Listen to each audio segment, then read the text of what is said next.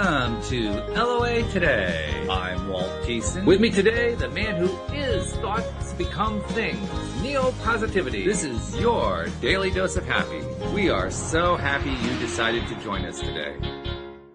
And we're also glad that we're zeroing in and we're on a Friday, coming in on the weekend and getting closer and closer to the Christmas holiday. So lots of preparations going on all around the world. People everywhere going nuts with the shopping and the baking and the cooking and the traveling and all that kind of stuff. And the worrying. Yeah, there's that too, yeah. Because that's the one. On top of everything you just named was a big blanket of different worries. Well, there's another kind too, because there are a lot of people who we kind of tend to forget about who actually don't have anywhere to go for Christmas for a variety of reasons, disconnected from family or living in locations where they can't get to someplace or there are a number of different scenarios that can go on, but there are people who just can't do anything. And there are also some people, some really good souls who will do special Christmas events, where they invite people who are away from families or something like that to come participate in something. In fact, Debbie G was talking, I think she's going to do something on Christmas. I believe she's having a virtual event for Spirituality Gone Wild followers and LOA Today followers and so forth, who are not, they don't have a family to go spend Christmas with. So, I mean, that's where the balance comes in. And it's really cool that there are people like Debbie G who do that. And Debbie G, if you're listening, we miss you. We hope you're healing up there.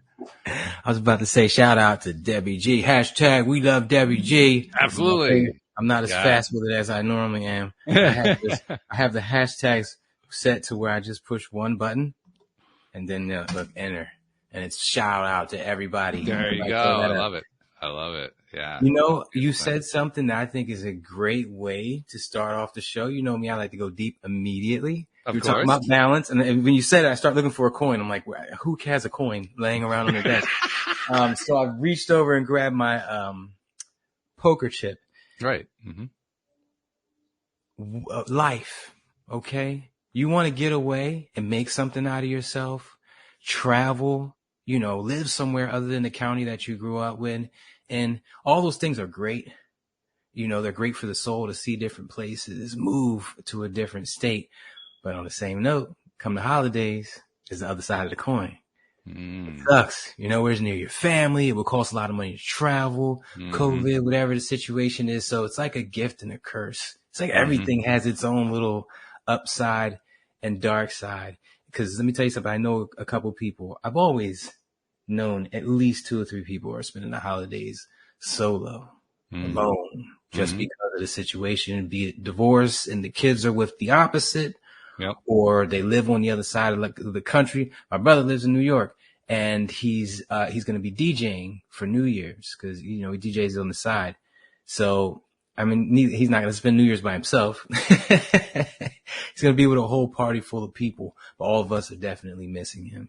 Yeah. We're proud that he went to tackle New York. He's the first one in all of my family members to even attempt to tackle New York. No kidding. We were all in Jersey, which has its own little ups and downs, but New York is a different beast. Oh, it is. Yeah. Oh my goodness. I have been in New York a million times in my life, but it was a different planet from what I experienced 2 weeks ago or last week whenever I was there. Right. Well, totally. You're also reminding me of something. We had a guest on Monday who I wished we had been able to get him on to Friday, because he is a former NYPD police officer. Oh, nice. And I was thinking, wouldn't it be great if Neo and Vic were the two, like, sharing stories back and forth?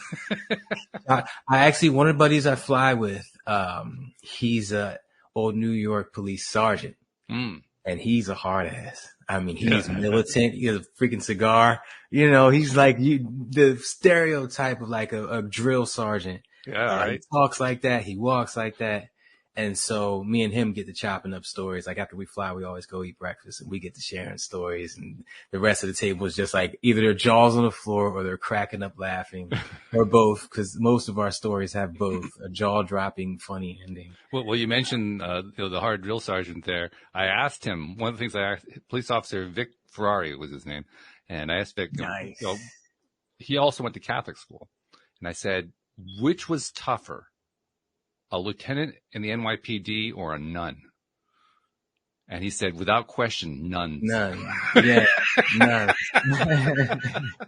Listen, you don't see a lieutenant unless you did something really bad. Yeah.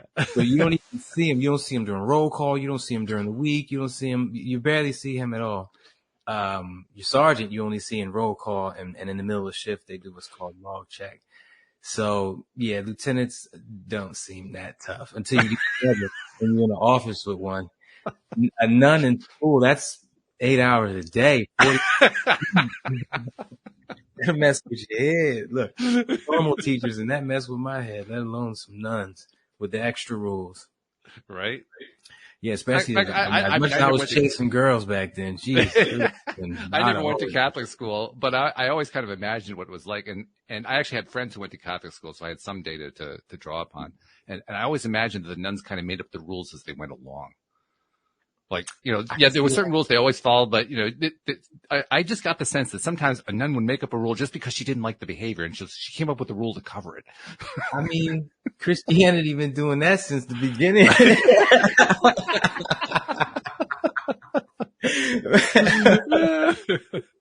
No, I can't even. I don't want nobody to be mad at me. But yeah, it just seems that way.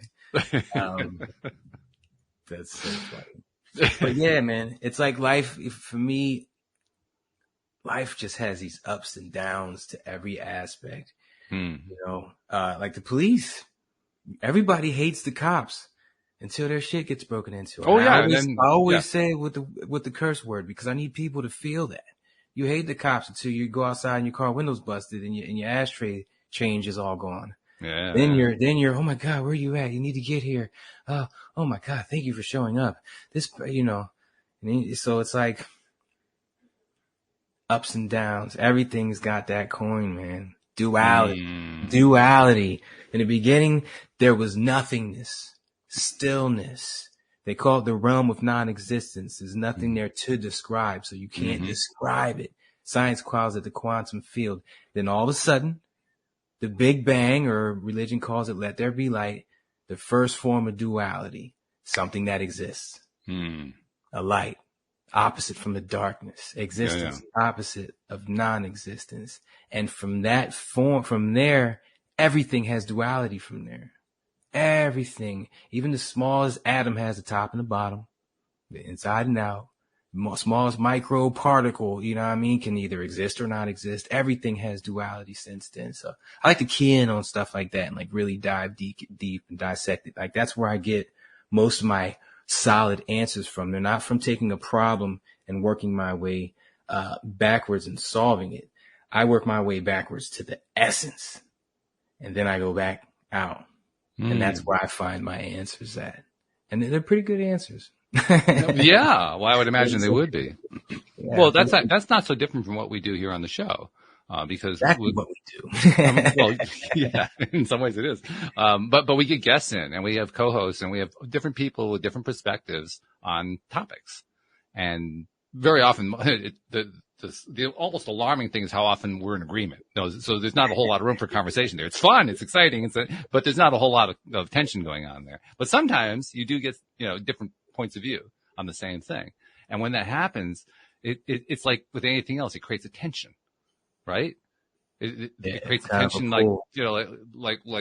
between the sexes, there'd be a sexual tension, or between, a parent and child, there's the parent-child tension, or whatever the situation is. There's a tension that gets generated by those two points of view. And I've learned to love the fact that when you can appreciate both of those sides, you learn about those points of view, and you learn about the points of view from the other point of view, if you know what I mean.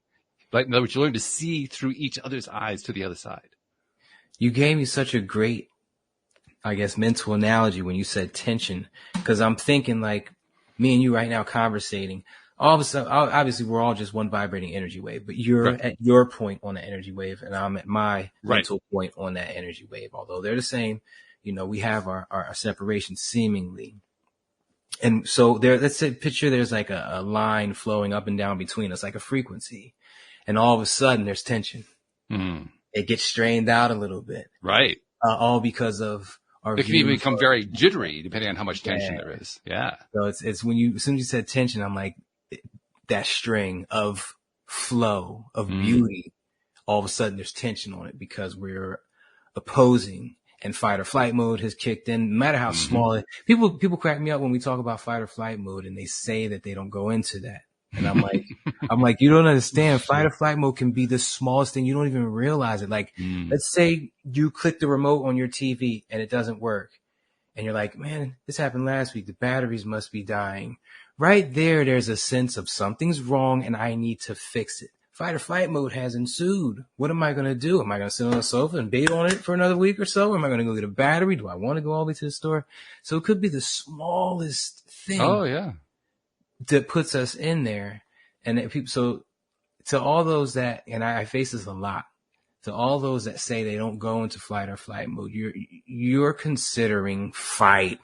Yeah, real flight like, mode. You know, you're basically saying there's a bear right next to me. That's what you're thinking about. Exactly. Yeah. You can get a bad email. You're in flight or flight. What am I going to do? Am I going to run from this email and go on the city, or am I going to fight my way through this? Well, actually, we had an example of that here, not during a podcast, but after a podcast. One of the guests this week, I always try to include links to their website or their book or whatever it is. And in this case, I went to test the link after we were done, and the link took me to one of these malware porn pages. And I said, whoa, would you please click that link? Tell me what you see. So she did the same thing. Oh my God. But here's the real wild thing. We tried to do it again and it went to the right place. So whoever wrote this was really, really clever. They were writing it in such a way that was hard to detect and hard to prove that there actually was a problem going on there. And so we were going back and forth by email. I actually have a background with IT and websites and so forth. So I was able to kind of guide them through how to track it down and eliminate the thing. And I think we may have it eliminated now. But, although this one was a tough one. But my point is that experience created attention. It wasn't fight or flight in the sense of the bear, but it was fight or flight like the email, because you're getting this really undesired result. Nobody wants their link to go to some porn page. That's not what the whole thing was all about, right? And now all of a sudden, oh my God, how many other people are clicking that link? How many other people are getting that? Oh, my business is in trouble, yada, yada. I'm just going to offer this as food for thought, and then we could transition to a new subject if you want. But the last 3 times that happened to me, that person was hitting on me. Oh, really? This one, maybe. So anyway, welcome everybody to this Friday before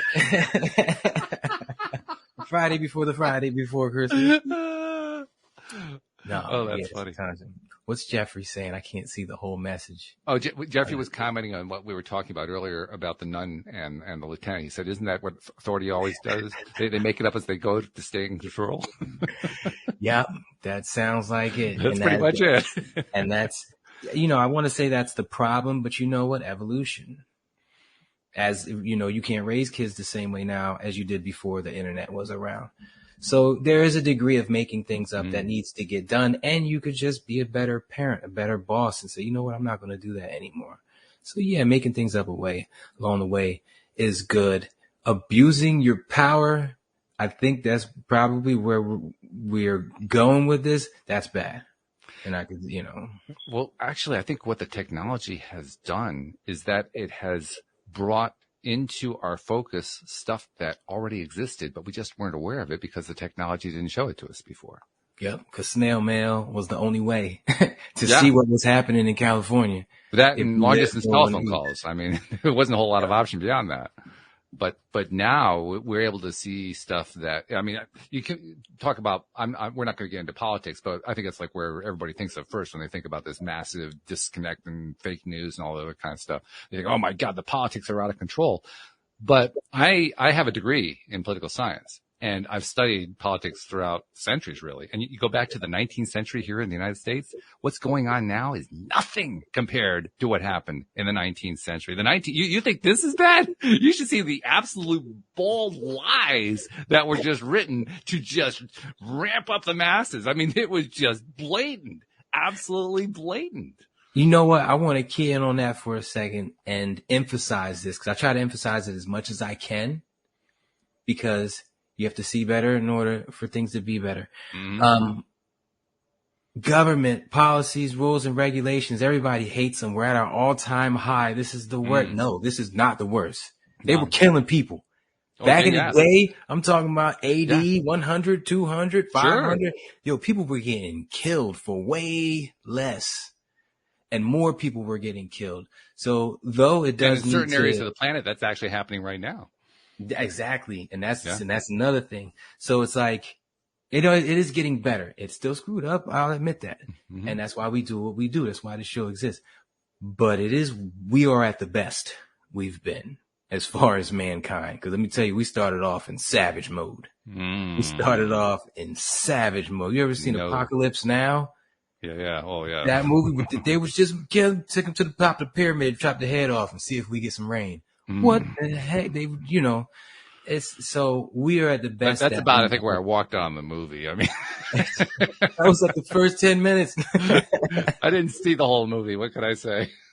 Oh my goodness. But yeah, so we're a lot better. And the reason we're a lot better is because of like technology and detective work. That's why people stopped killing people as much, because they were getting caught and put in jail.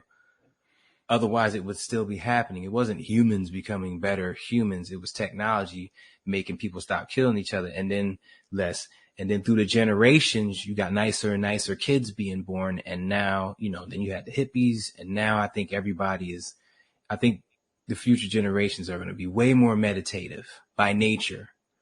I think there's another factor. I mean, I'm not disputing what you're saying. I'm just saying that I think there's another factor. I think the other factor is again, it's the technology bringing to the fore stuff that we didn't know about before. When you have a relatively isolated population, it's a lot easier for a strong man to dominate it. When the population becomes more connected, it's a lot harder for a strong man to dominate it. Yeah. Because everybody becomes aware and they're all talking and they're all sharing. They say, whoa, this, blah, blah, blah, blah, blah. And because of that, I think it's probably fair to say that there were probably just as many kind-hearted people, say 50 or 100 years ago, as a percentage of the overall population as there are today. It's just we didn't know about it. Why? Because they were isolated. You know what's crazy? I'll give a quick example of that. I'm not going to name any names, but there was a ruler in New Jersey that was going to run for president. And the problem was everybody in Jersey hated him. It was terrible to Jersey, but everyone in the country thought we loved him. I think I know who you're talking about too, but I won't say it. So he almost made it to president until he got caught in one of his scams, and now he's still doing his thing. Right. I think his initials are CC. Yeah, that sounds about right. So yeah, everybody moved. Like when I first moved to Florida, everybody talked so highly of him, but they didn't know any specifics. And when I started telling people, yo, we hate him, all of us. Like, he screws us daily. Well, it's not. I mean, he did win the governorship. He had some people who liked him. Let's be honest. Yeah, but they were all rich people. Everybody else who made less than $200,000 a year, yeah, I hear you, hated this man. So it was like, and it was worse than Trump. So yeah, but once everything got big and they got wind, because he was gonna go and he was gonna be president. And he was going, I don't know what the hell he was gonna do, but it wasn't gonna be good. So that's just an example of what technology has done. So though internet may have screwed our youth up a little bit, it's brought us together in ways that we wouldn't. I think it's producing. I mean, it's uncomfortable, like so many things where there's change. It's uncomfortable to deal with all this stuff. But I really do honestly believe. I mean, we look at people complaining about fake news and all that kind of thing, but the way that technology is bringing out the essence of what the claims are and showing where there is or there is not evidence to support that, the more that happens, that basically is how people are educating themselves. It's how they're learning how the world works. What do they call it? Defunking or debunking? Debunking in a sense. Well, it's not just debunking, it's rethinking. Well, that's the most important part. That's really what it is. It's rethinking. It's thinking about it differently. And when you do that, it takes time. It's not quick. But over time, what happens is, well, first of all, that's how you get to acceptance. That's how you get to the point where you can actually appreciate something that you absolutely despise, which is a really hard thing to do. And I'm not saying that we're anywhere near that as a society. We got a long way to go on that one. But that's the general direction. We're heading more and more toward, because the more that this stuff becomes clear and available to people through technology, the more they start to shift on it in little tiny incremental steps. This is so crazy.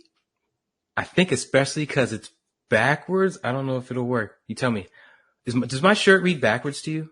No, it's forward. You got it right. Forward. Yep. You're not getting that reverse image. No. I'll do it this way then. The filter. I'm going to make you look at me through a different filter. Okay. There it is.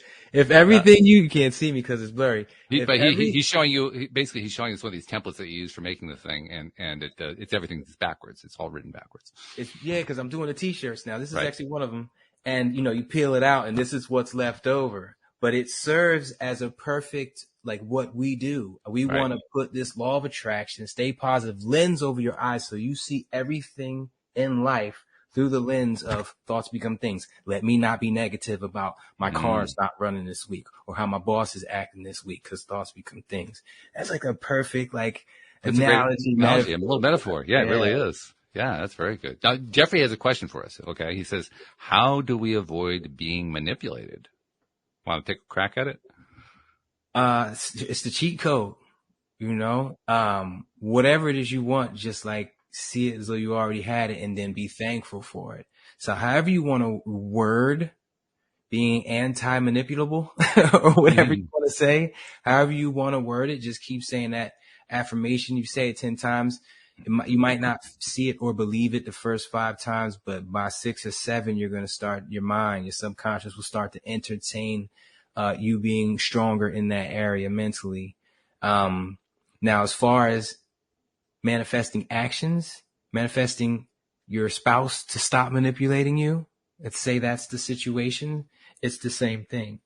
I'm so happy and thankful that he or she's a great person, that they're looking out for me, that they want the best for me. They give me good advice. Being thankful for someone giving you good advice is the total opposite of them manipulating you in some ways. So it's not the total opposite. Well, it's certainly a long ways away from it. Let's just say that. Yeah. So I would go about it that way. At the end of the day, you can always step yourself out of any situation, turn your back and say, wait a minute. Thoughts become things. I'm in control of what's happening next according to where I spend my mind space. So instead of that person manipulating me, I'm going to see them in the wall. Remember the wall? I'm going to see them on the other side of the wall as being good to me, being kind to me, and looking out for me. And then now what you're going to have to do is, action-wise, you have to be that to them. You have to be kind to them. You have to look out for them, all that other stuff. Even if it's just a phone call, hey, just checking up on you. I haven't heard from you in a while or whatever it is. I was thinking about you today. I just wanted to throw some positivity your way. That don't hurt for you to text your spouse. I don't care how mad your spouse is at you for whatever reason. If you text him or her that in the middle of the day, what are they going to do? Yeah, that's a good point. I like that. Leave me alone. I'm going to say something else about manipulation in a moment, but I wanted to, while it's still fresh in my thoughts, you mentioned the wall, which of course was the topic that we talked about last Friday. And I wanted to let you know that episode is getting listened to like crazy. That one's it's 20-30% in terms of number of people listening to it, 20% to 30% higher than equivalent shows at this point in time. So after a week's worth of listening. You know what I attribute that to? You remember the last thing I said? I said, I think this is the best episode we've done together. Oh, well, yeah, it was really good. Yeah. Law of attraction, baby. Yeah, it worked. Yeah. Something else I wanted to say about manipulation. To me, the most, and I loved what you said, by the way. I think it's absolutely perfect. But the thing I like to remember where manipulation is concerned is the first step really with dealing with or even avoiding manipulation is to recognize the manipulation. That's the first thing you have to do because it's so easy to not notice that it's even going on. And you're getting manipulated. Yeah. So that's a tough one, man, because if you're gullible, and a lot of people are, just own it, and your spouse is slightly a manipulator, you may be in a constant state of manipulation for years. It's possible. But again, that's where data comes in. That's why I'm so high on the fact that we've got this technology that, it's shoving in our faces all this stuff that we don't like. But by the same token and in the same way, it's also feeding us information about it. And the more information you get, the more you begin to realize it's kind of like what's happening right now. I'm going to take a world event and talk about, we don't really go into world events very often, but this is like a good time to do it. So we have a war going on between Russia and Ukraine right now. And what's going on in Russia itself, and has been going on for about 15 to 20 years now, is the propaganda has been really hot and heavy from Putin and the people in charge. And they have essentially excluded all opposing viewpoints. They've in fact, in many cases, they've killed off opposing viewpoints. So there's only one official message getting through to the population. And that has created kind of what you'd expect from any kind of propaganda like that. It has created a like-minded population. They all agree, yep, we need to go to war in Ukraine. The West is tearing us apart, blah, blah, blah, blah. You know, all the stuff that they're being told. But, and here's where the big but is, despite the fact that Russia has officially blocked Western channels, they've limited news sources and so forth, there's one thing they haven't been able to block, and that's their own information. And in their own information, one of the things that the population is hearing is we're losing ground in Ukraine. And that creates a disconnect. So even though they have no other information coming in, they've got that bit, and they say, well, wait a minute, we're bigger than they are. We've got more army. We've got more armor. How could we possibly be losing? And in fact, you know where most of the criticism is coming from? It's coming from what they call the mill bloggers, which are the pro-military Russian bloggers who are totally in Putin's corner, who have been lambasting him for screwing up this whole campaign. So even within their very tightly closed little circle, they've got discontent going on. I'm surprised he let them blogs exist. But they have to, because that's part of how he has his control. He needs that's true for any tyrant. Any tyrant needs to have a support group, and the mill bloggers are among his major support group. But now his own support group is feeding on him. Yeah, they all gonna disappear soon. Well, they're not gonna disappear, but they're creating an untenable situation. Let's put it that way, one that's going to have to break in some way. But the point is that even when you have a completely controlled space, no matter how information gets out, it does get out, and it starts to shift the way people think about things. So even in that extreme situation, there's going to be, and already is, change happening. Now look at what happens across the world with the modern technology and the internet and all the flow of information and so forth. That's why we're experiencing all this crazy fake news, blah, blah, blah, blah, blah, all the stuff that people don't like. But it's also why we're getting this massive amount of information. Often we complain about it being too much. We can't handle all the information. But there's this mass amount of information coming in, and people, no matter what they believe, no matter what they think, no matter what prejudices they've got, it doesn't matter. They're being affected by it. Yeah. You can't avoid that. Information in. Yeah. Process it. So getting back to the question of manipulation, you eventually find out. You eventually figure it out. You eventually get enough data to say, wait a minute, what's going on here? Hold on. I know they ain't doing, I know that motherfucker. That's what you get from a TikTok video. You're like, wait a minute, my spouse does that. My spouse does that too. Am I being manipulated? But, so really, that going back to the question that Jeffrey raised, how do we avoid being manipulated? The first step is recognizing it, and then once you recognize it, there are a myriad number of steps you can take. It just depends on what your situation is and which one's going to work best for you from your perspective. The main thing is, can you notice it? Walt, how do you feel about verbally confronting your manipulator? Because they're going to be in defense mode. I think my first question is, what do you hope to gain from the confrontation? From cease and desist. All that manipulation. Let's say it's your spouse. You're not going nowhere. You're not going to end the marriage because you guys are doing pretty good. Oh, you might. But I need you to stop that. And which means I'm going to have to bring it up to you. Because you might not even notice you're doing it because you've been doing it to people your whole life because your parents did it to you. So then in that situation, if I feel like I need to express it, and I do think that kind of communication is important. If I feel like I need to express something like that, then I ask for a little conference, a little conversation. We need to talk. Those 4 dreaded words. We need to talk. We need to talk. I like that because it puts people, whoa, what the hell? And then you hit them with the lightness. So you hit them with the head. It's like hitting them with the bad news and the good news. Yeah. And then basically bringing it up in as low key a voice as you can. In other words, take the emotion out of it and say, look, I'm not here to judge it. I'm simply here to say, this thing that's going on, I don't like it. And I want you to know that I don't like it.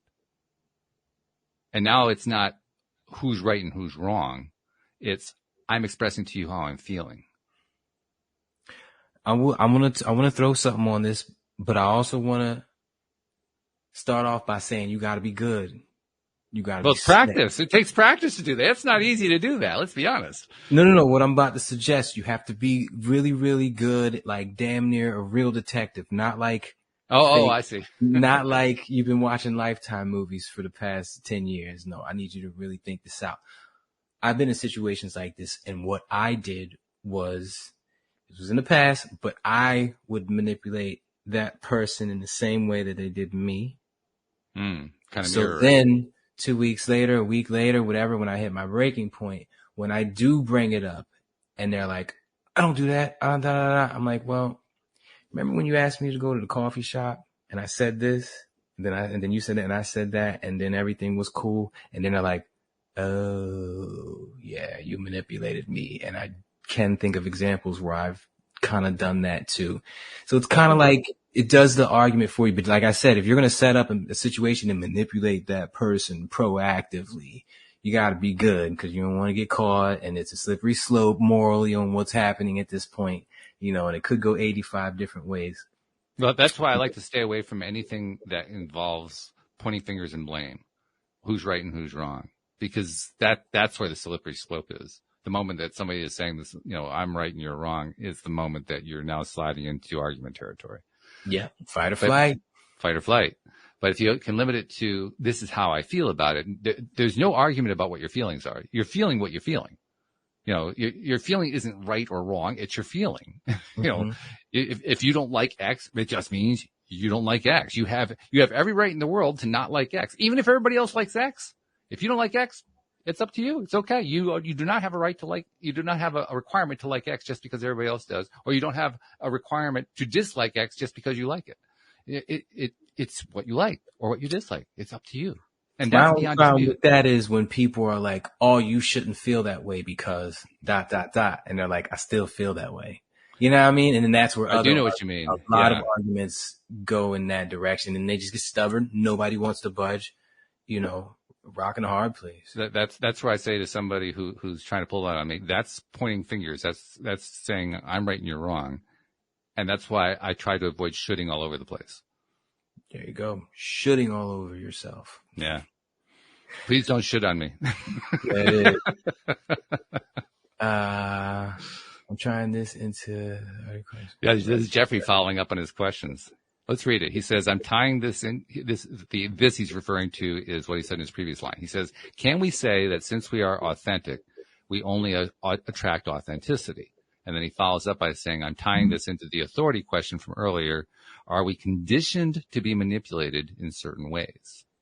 I think the answer is yeah, of course we are. Definitely. The school system is pure manipulation. School system? Well, most parenting, let's be honest, is manipulation.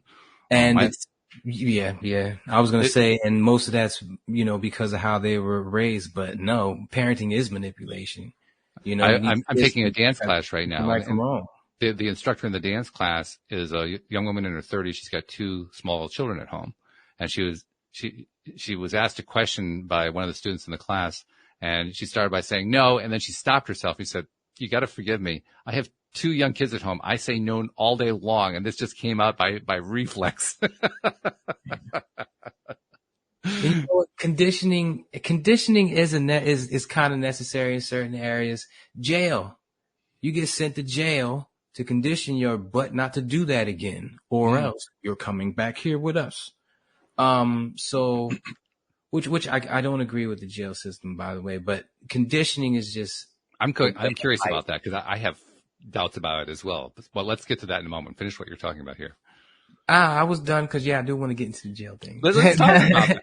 I really do think that's a very interesting topic. What did you have in mind when you said that there are problems? Well, I mean, if I do something wrong and then you lock me up and put me in a cage, which is going to screw me up mentally to where I come out, I'm more screwed up in the head, so I'm more likely to do something wrong. Because we're animals. We're not meant to be locked down like that. For two, the world has changed around me. So I'm not only I'm set up to fail regardless of my skin color because life has gone on. My cousin went to jail. He got out and didn't know what Wi-Fi was. Wow. Yeah. I still can't convince her. He'd be like, my Wi-Fi don't work. I'm like, dude, you're in the car. That's not how it works. And he argues with me about this. Literally, he argues with me about that's so sad. I'm trying to explain to him that Wi-Fi stays at your house. Yeah. So, and then you got a record. Even harder for you to get a job and succeed. It's going to be hard for you to get a job at McDonald's, let alone a job making good enough money to live in a better neighborhood. I'm with you. Now you're living a crappier life. You're behind on the times. People are looking at you as a criminal. You can't make as much money as everybody else, but guess what? You can go sell some weed and make more than that doctor. Yeah, that's true. And take the risk. And then you're back in there again. So it's so many different levels that I don't support the prison system. But my main thing is caging someone. I'm not saying, you know, I got the answers to everything, but putting someone in a cage is not going to make them a better person. There's a very interesting quote from Abraham Hicks on this subject. I want to share it here. This is excerpted from a workshop they did in Chicago in 1999. So this is from a few years ago. But what they said was, it is your rules that make unlawful beings. You would get along better if you would just trust each other to treat each other appropriately, but you don't. And so you keep making laws until you make criminals of everyone. What do you think? I love the second half, the whole just trusting it. I mean, obviously that's not a good plan because people would just be stealing from people, but that's because of how the system is designed. Well, they also answered it in the quote, because in the quote they said, because you don't believe it. You don't believe it would work. But you know what? Me and my friend were talking about the riots, when they were stealing stuff. And I told him, you know, I said, you know, if I was down there, I might grab me a Gucci watch. I was just messing around. So he's like, but why? I don't understand why they're doing it. I don't know. Mind you, he makes $240,000 a year. It's roughly $8,000 a month just in your account. So it's it's like, before taxes.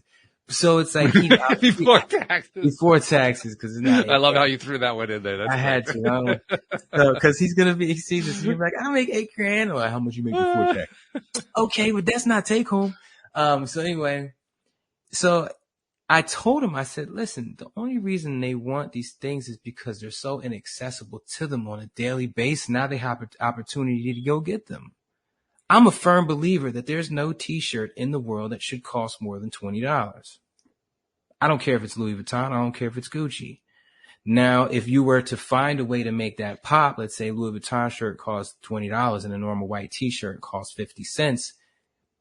I can see that, but to make that t-shirt $600, it's so inaccessible to where someone's rioting for a cause all of a sudden sees that store's broken into and that t-shirt's just laying there, the one they've wanted their whole lives, and the system is designed to keep them in a lower enough pay grade to where they could never afford it. Take away that feeling of, I could never have that had we not been rioting right now. Let me go get it. Take away that. And you reduce some things. I'm not saying it's going to change the world, but you'll reduce the way people see things and the way they act in those situations. If it raises a very important question then, because I think this gets to the root of it. How do you take that feeling away? You got to change the price of all that. Look, if I was the president, I would be like, there's not going to be a t-shirt on this planet that costs more than $20, or not on America that costs more. That just ain't going to happen. That's it. I understand what you're saying, and I'm sympathetic to it, but I also have a question that goes along with it, because that's basically coming up with an externality in order to solve a problem. And one of the things we've talked about a lot here on the show is that whenever we look to trying to solve a problem through externalities, it usually backfires. We find you got to go to the root. We got to go. Well, you have to go internally. That's what we usually end up concluding. You have to go inside to make the change instead of making the change outside. But when it deals with finances and commerce, how internal can you go with it? The price of gas and the price of a slice of bread. you can drop them down the equivalent, equal percentage. I don't think a gallon of gas shouldn't cost more than $1. It shouldn't. A loaf of bread shouldn't cost more than $1. Now, if you were to reduce the percentage of everything down to where it's accessible to everybody, then you lower the want level, the lack feeling, the stressful, depressing lack feeling dramatically in the headspace of a country or a world or whatever the situation is. So what you're really talking about is changing purchasing power. Because it really doesn't matter what the numbers are. I mean, if purchasing power, because it could be rubles, it could be pesos. It doesn't matter what the number is. About, how much can you purchase with what you're able to make? Making it accessible. Yeah. And that, I'll tell you what, that's a topic that bothered me long before I learned about law of attraction. In fact, law of attraction, when I learned about it, that was one of the things I stumbled over. Like, okay, so how is this going to work? And even to this day, I still kind of stumble at times about it. But what I keep coming back to is the same thing over and over again. And it's not a totally satisfying answer, because I still try to look for ways to fix the externalities too. But the answer I keep coming back to is, but somehow those of us who are at the lower end of the spectrum in terms of income, we got to find some way to shift our mindsets. Yeah, well, definitely. You know what? I'm gonna go back and co-sign on what you said earlier, because screw dollars and pesos and the price of bread. If we all got on the right mindset, we would manifest all that crap to fix it. Yeah. So back to what you were saying earlier, there is a deeper level of where you can go to fix these. And it's not easy to get to, because you're dealing with the day-to-day of how the hell am I going to pay the rent? That's why you need tokens. Something like a poker chip in your pocket to remind you, one, I paid rent every month that I thought I wasn't going to. I made it. I'm still alive. I'm good. But for two, I'm just going to say thank you 10 times. Yeah. Just be thankful for something in this moment. Gratitude and appreciation are huge. I'll tell you honestly, because I've told the story many times about how Louise and I had the crash and burn with the 2008 financial crisis. Both our businesses getting completely wiped out with a stroke of a pen practically. And the terror that went along with that as we went deeper into debt and lost all our savings and everything. And then we had to climb out of that, because it doesn't just go away just because you had this bad thing this bad thing happened. Now all of a sudden you got to deal with it day to day, hour to hour, minute to minute. Real quick, can I ask you something? I just want to cut in so I don't forget. Have you ever went back and analyzed where your headspace was at in the weeks and months before this sudden? Because, because for me, in that situation, let's say I had a complete wipeout where life just crashed on me. I analyze it. And in fact, it ties in perfectly with exactly what we were just talking about. I can lay it out for you real simple. Remember how I talked about how I was concerned for years about purchasing power and how the monetary system works and all that? Guess when I was most focused on that? Right. I'll give you one guess. Right in the boom, right before the boom. Leading up to it, I was writing articles. I had a website that I was writing stuff about, and I was doing it in the 3 to 4 year period leading up to the 2008 financial crisis. I even predicted that the crisis was going to happen accurately, but I had no resources left that I could even take a bet that would have helped to, overcome it. Sure. I was in such a mindset that I was undermining myself every step of the way. The crash was in January. No, it was in September. It was in September. When the stock market crashed? Well, the stock market crashed the following December and January, but the financial crisis happened in September. That's when the big bang fell and all that other stuff. Yeah. Right in January, I think January 6th was the day when shit hit the fan. Well, don't confuse January 6th with the insurrection at the Capitol, because that was also January 6th. No. When the market crashed. Okay. I was heavily trading in Forex, and you were. I was day trading, basically just a couple stocks. Like I like Intel, INTC, and but I was doing a lot of Forex. Yeah. Like I had 3 or 4 screens open. You were really going at it. I had Fibonacci set up with triggers that I was sitting at my desk, and at 3 a.m. You and I got to talk sometime. I'm serious. We got to have a conversation about that. But go ahead, dude. I saw it coming, and so I destroyed it. and made like $6,000 quick Did you and really? easy. I shorted. I saw what was coming, and in the charts, on the monthly chart, on the 1 hour, daily, weekly, I was all into that. I had all the charts open, and I had the the moving averages all set up. And once it hit my triggers at 3 or 4 in the morning, I was up. I wanted to hit click. I didn't want to set limit orders. I wanted to look at stuff real quick. Market orders right there. Yeah. And so I did that and made like a quick $6,000. Got out right. So you were one of the few who actually made money on it. Congratulations. I got out right before Christmas, had a great Christmas, and then January 6th, I think it was, when the market just said boom, and I was like, dude, I should have took a short position and just chilled, because I like shorting. Shorting is dangerous, but it's fun. Yeah, when you know the market's crashing, short. That is, it is what it is. A market exploding, like Bitcoin going up, you couldn't really tell when it was going to happen. I bought Bitcoin at $14,000, and it took 8 months for it to skyrocket. So it's really hard to tell when things are going up. But when something's about to fall because the CEO of Apple gets diagnosed with cancer, you already know. Not trying to capitalize on someone else's, but you already know what's getting ready. That was sad when the news about Steve Jobs came out. That was really sad. Yeah. Yeah. And then Apple stock fell from $168 to $96 in 5 minutes. If you had took a short position of $3, $10, you would have made enough to go to Benihana's. Yeah. No, I mean, not with $3, but not with $3, but yeah. Well, if you were doing margin, if you leverage it, probably could leverage that. You've been real good. Yeah.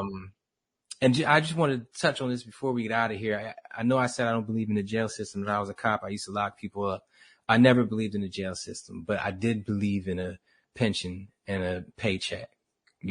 So I did what I did, but I didn't lock people up. I hated writing tickets, and I didn't lock people up for BS stuff unless I absolutely had to. That was one of my biggest things. Two of my biggest things, I never wanted to punch somebody, because being a cop, you shouldn't have to punch nobody. All you're gonna do is break your hand, or you damage your hand or something like that. Why are you punching? The police academy teaches you how to do it more effectively. How to subdue without resorting to something like that. I mean, punching, you see how many in a boxing match, they get punched in the face for 12 rounds. Who wants to do that in the streets? Yeah. Find an arm lock that's going to end this immediately. Right. So I never punched anybody my entire police career. Good for you, by the way. And I didn't want to write tickets, so I wrote tickets to as few people as possible. And I just wanted to make sure overall I was good.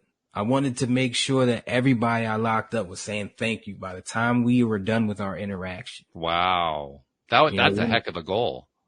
It is hard, but the more you work at it, it happens sooner in the transaction.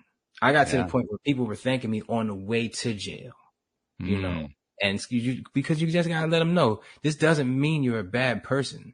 This just means you made a bad decision. You crossed the line. Yeah. Yeah, you just made a bad decision. You could be a bad person, but what we in the car for right now, going to the police station, unless it was something they did, like shoot somebody or something like that, but I try to talk to people and let them know, we all humans, and all that good stuff makes you a good cop. It makes you better at your job. So you don't take stuff home. I never took my work home. My dad never brought being a cop home. Never. When I started up, everybody thought I knew everything about being a cop. It's like everybody thought my dad was coming home and training me every day to be a cop. Right. Yeah. No, that is not. He never even talked about it. Like all the stuff I learned in the academy, that was the first time I was hearing it. I had never fired a gun until I was in the academy. So yeah, it was an experience. But in one sense, he actually was training you in one sense, because I'm sure his influence led to you treating prisoners exactly that way. He trained me to not bring it home, not let it affect me, to still take my family and have fun no matter what happened there. But also when you had a perp in the back of your car, I'm sure the way you treated that perp was influenced by the way your father treated you at home. Yeah, definitely, because I was a perp at home, Really?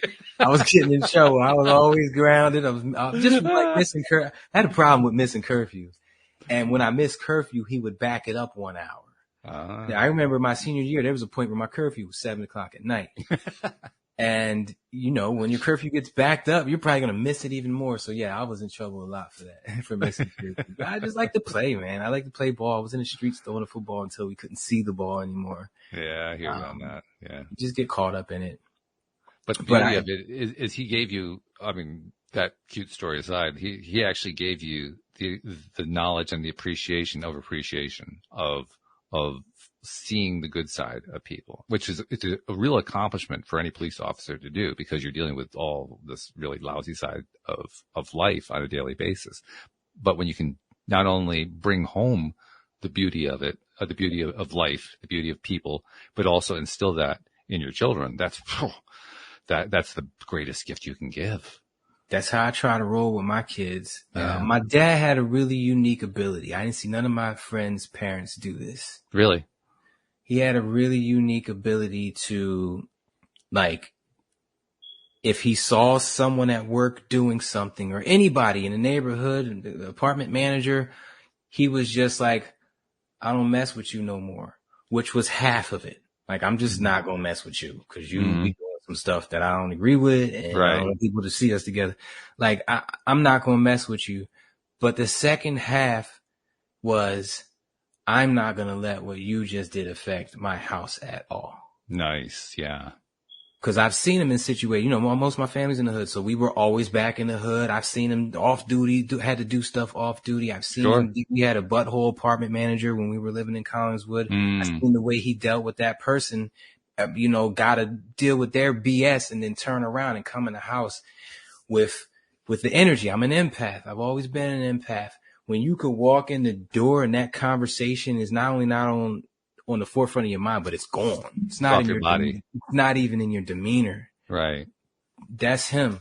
And he still does that. That's the skill. That's the skill that we're all talking about here when we're trying to learn how to be more mindful, how to stay in that better mind space and shift when we're in a bad space, and how do we deal with negative energies and so forth. That's exactly what we're talking about. What you just laid out there so beautifully. I was talking with somebody the other day about how to exactly do this. And my answer was, I kind of, in my mind, I turn my back on it, and there's two ways to do it. You can say, man, F that, you know, but I encourage you to say the whole word. You gotta say it real, like, man, F that. Like it's rolling off your shoulders. And if that doesn't work, add one simple word that will wraps up all the different angles of that subject all in one, and allows me to let it brush off my chest like a drop of water. Just, and that's the word all.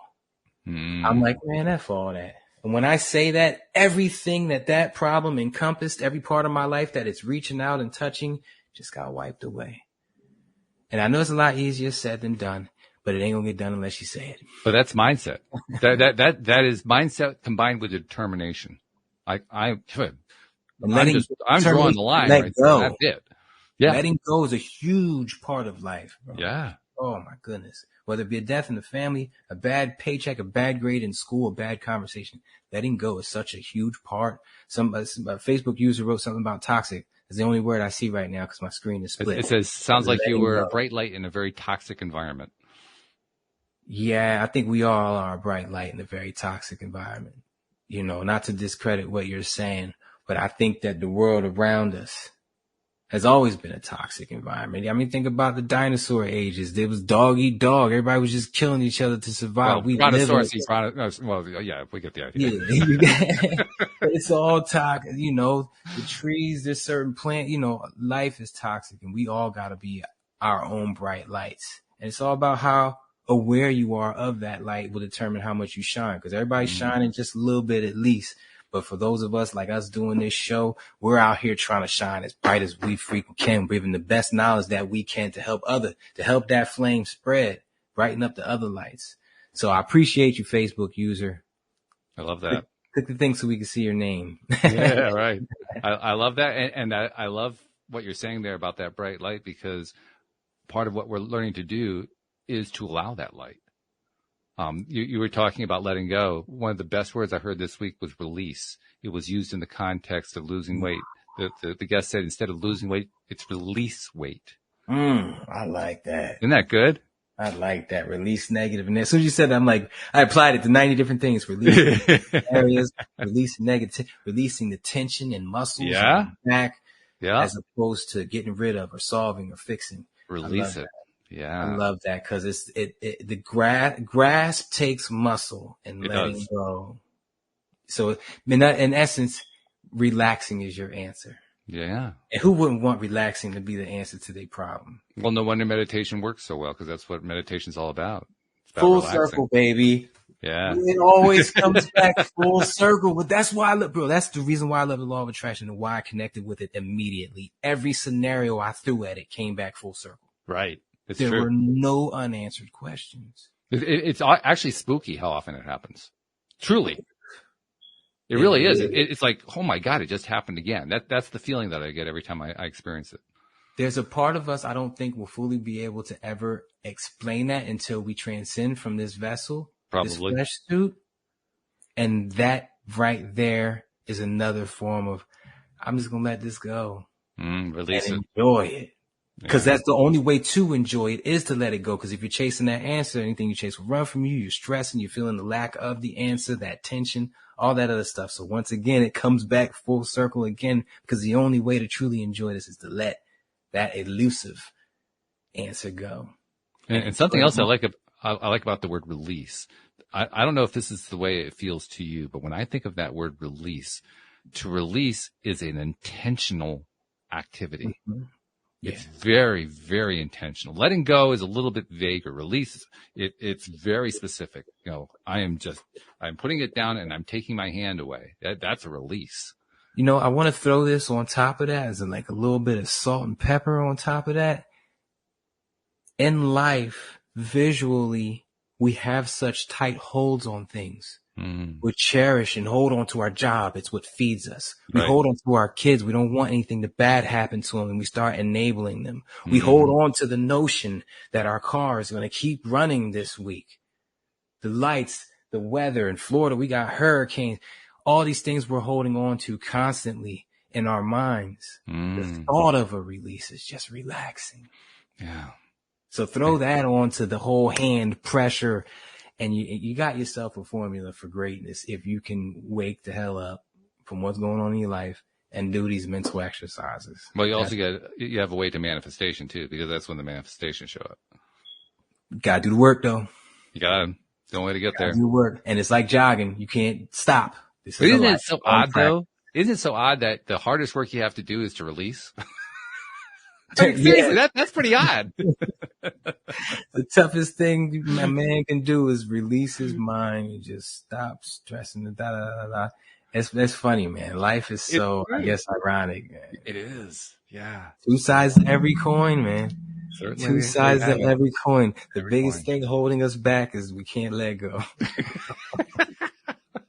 Let go of our past, let go of old narratives, let go of, oh my goodness. Well, there's at least one we can do. One thing we do very easily when we recognize that we have trouble letting go, at least we can laugh at it. That's a good thing. That's a way to help encourage us to release in the first place. And that's a great form of letting go too. It is. You know, laughter. Everyone, when you wake up in the morning, just laugh for 60 seconds. You know, it might seem silly. You might sound silly. Well, it's Hopefully got your a spouse name. is there. I don't know if you know that. That's got a name. It's called laughter yoga. Yeah, there we go. There Right? we go. Yeah, I actually had a female at one of my summits that was Yeah. speaking about that. She's in the dental world. Laughter yoga. Have you ever done it? Did you do it with her on the show or anything? Yeah, we did it on the Yeah. at the summit. She had everybody. We were all for 60 seconds in the summit. Those just first laughing. 10 seconds are really strange, but you Dude, can get a there. bunch of in between got to that point. Like, yo, we've been doing this 37 seconds now. And it's like, yo, just keep going with it. And then I'm back in laughter for another 5 seconds before I question how I'm looking, you know? Right. So it's like, yeah, this is another form of letting go. It is. Another form of letting go. It's critical. One of the most critical parts of life is being able to let go of things that aren't serving you. No, People, the sad part is when we notions. sorry, I didn't mean to interrupt that. It was good. No, I was just going to say notions, but go ahead. I was just going to say that the sad part is occasionally we do have to let go of something that we like, such as when the time is up. Like, I don't want to stop. Oh man, it's 5:09. I'm looking at this time. We've been on 59 minutes, but it's actually 5:09 because we started late. But yes, Yeah, let's get out of here, man. Thanks to all my military and first responders. Shout out.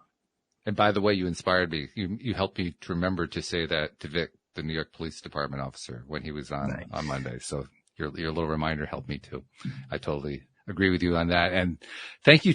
I want to say something that I know I said to you last week. I've said to guests lately. I want to say it to listeners too, because it occurred to me they deserve it as well. Because listeners who are regular listeners are also givers. Yeah, exactly. So to all of you listeners who have been listening all these years and then sharing your energy, you've been touching people in ways that they aren't even aware of, and that you may not even meet or see them in some cases. That's quite possible. So on their behalf, thank you for all the ways that you're helping to spread that energy throughout the world. And thank you to our podcast listeners everywhere. We'll see you all next time here on LOA Today. Goodbye, everybody.